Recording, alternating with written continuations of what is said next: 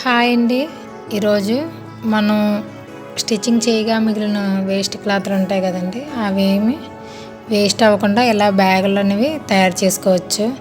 ఇవి లంచ్ బ్యాగుల కిందైనా లేకపోతే వేరే దేనికైనా బాగా ఉపయోగపడతాయి. చాలా ఈజీగా స్టిచ్ చేయొచ్చు. చూడండి, వీడియోలో చూపిస్తున్న విధంగా ట్రై చేయండి. చాలా అంటే చాలా బాగా వస్తుంది.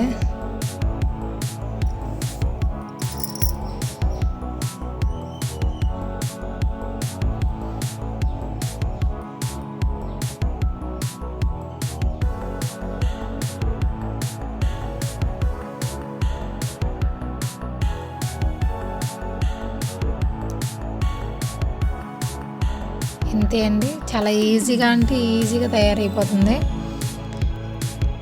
నేను కూడా ఇది ఫస్ట్ టైం ఇలా స్టిచ్ చేయడం.